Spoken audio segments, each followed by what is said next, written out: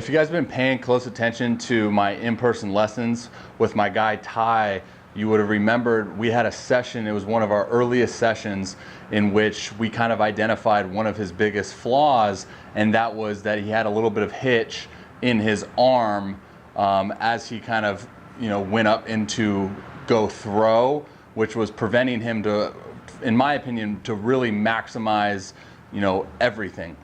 With that hitch, what we saw was that it was causing him to be drastically late, which you can tell by just the way that the ball comes in as I'm catching him, because a lot of the times when he throws the ball, it's spinning like a cutter or a slider, and it has more, has more like lateral movement instead of that ride. And for him, being a guy that has velocity goals in mind, is we want to make sure that ball's spinning true when at release. So I identified it as a really good indicator of, are we on time? Is that ball doing what we want to do? Now, I'm not saying that cutter spin on a four-seamer is bad, but with Ty, his biggest goal should be to make sure that that ball's spinning true, so we know that when he releases that thing, we're on time.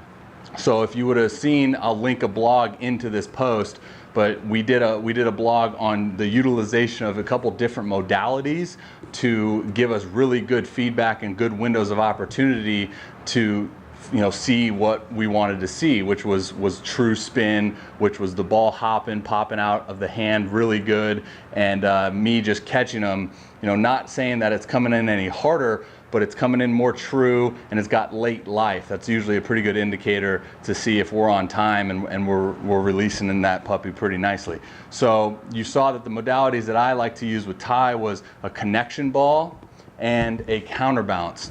So we did preset stuff in regards to kind of a warm-up throw and even some rocker throws, where we preset his hand into the position that we want to see at front foot strike, and then we threw a counterbalance in his glove arm to just give that feedback of what it feels like to be synced up naturally, equal opposite on time, and we had success. It's been about 3 to 4 months maybe of Ty kind of progressing in his summer ball and whatnot, and I even talked to him in this particular lesson about, hey, did you keep up with these types of drill work, drill progressions that we needed to find those good patterns? And he even admitted saying that he hadn't, he kind of got away from it. So it's a big encouragement for you guys that if you find windows of opportunity within drill work or find something that's working for you, to stick with it, because if you develop essentially inefficient patterns when you throw a baseball, those don't go away in just 1 or 2 seconds or sessions.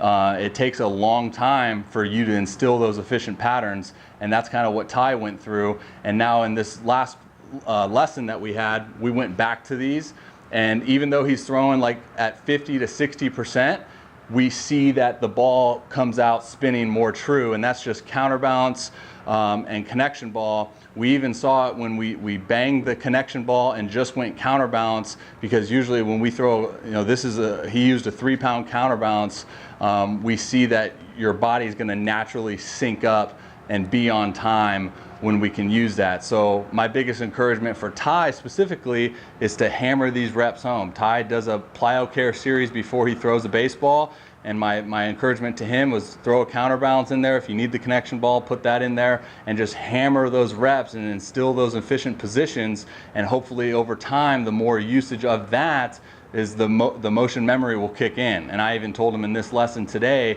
that even throw counterbalance in your glove when you're long tossing, because for him, you can tell, he even says it is like when he's good, like he knows he's good, but when he's bad, it's really, really bad. He's cutting balls off in inconsistent release point, and we want that thing to come out true, right? We don't want to have to fight super hard with our arm because it's dragging behind.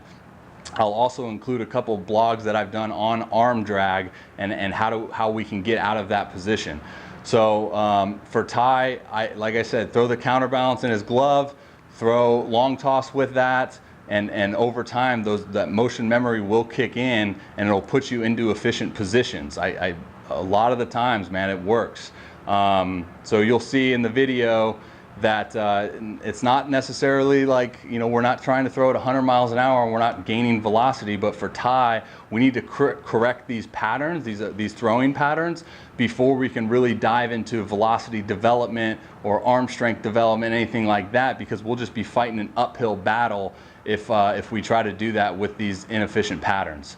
Hopefully that makes sense, and hopefully you guys can take something from that. And Ty, keep working hard, brother. I know you want it. So hopefully that makes sense, and enjoy.